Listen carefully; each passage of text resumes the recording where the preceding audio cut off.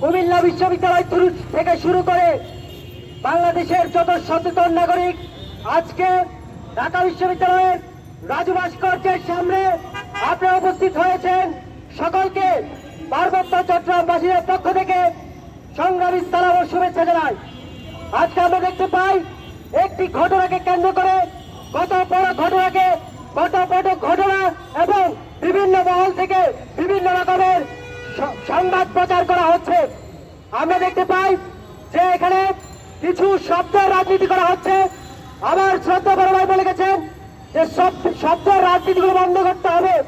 আমরা যদি বাংলাদেশের মাদার ল অর্থাৎ the constitution of the Republic of বাংলাদেশের সংবিধান, গণপ্রজাতন্ত্রী বাংলাদেশের সংবিধানের দিকে লক্ষ্য করি। সংবিধানের 28 নং অনুচ্ছেদে বলা হয়েছে কাউকে জন্মস্থান কিংবা জাতিভেদ করে ভেদাভেদ করা যাবে না। আজকে আমরা দেখতে পাই আমাদেরকে রেসিয়াল ডিসক্রিমিনেশনের শিকার হতে হচ্ছে।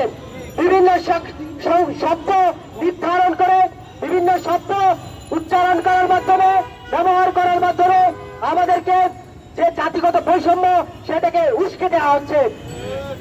আমরা এর তীব্র নিন্দা জানাই।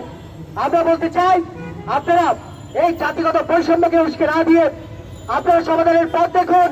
আপনারা যদি সমাধান না করেন আমরা শান্তি সম্প্রীতি যা বাস্তবায়ন করতে চাই সেগুলো তখন বাস্তবায়ন করতে পারবো না।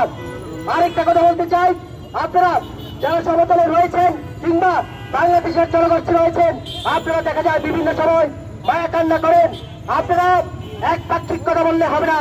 আমরা কল্পনা চাকমার কথা বলেন, আমিও বলি কল্পনা চাকমার কথা, কিন্তু আপনারা পূর্ণেন্দু ত্রিপুরার কথা কখনোই বলেন না। বান্দরবানের রোয়াংছড়িতে পূর্ণেন্দু ত্রিপুরাকে যেভাবে হত্যা করা হয়েছিল আমরা তার প্রতিবাদ জানাই। আপনাদেরকেও সেই কথাগুলো বলতে হবে, আপনাদেরকে সামগ্রিকভাবে কথা বলতে হবে। আমরা বলতে চাই যারাই অপরাধী আমরা তাদের বিরুদ্ধে। আপনারা দেখেছেন ঢাকা বিশ্ববিদ্যালয়, জাহাঙ্গীরনগর বিশ্ববিদ্যালয়ে বিভিন্ন হত্যাকাণ্ড ঘটিত হয়েছে। আমরা এই তীব্র নিন্দা জানাই। এখানে যারা শিক্ষার্থীরা রয়েছেন তারা মত সেখানে প্রতিরোধ করে তোলা হয়, সেখানে আপনারা সাম্প্রদায়িক দাঙ্গা সৃষ্টি করে দিয়েছেন, যা আমাদের কারোরই কাম্য ছিল না।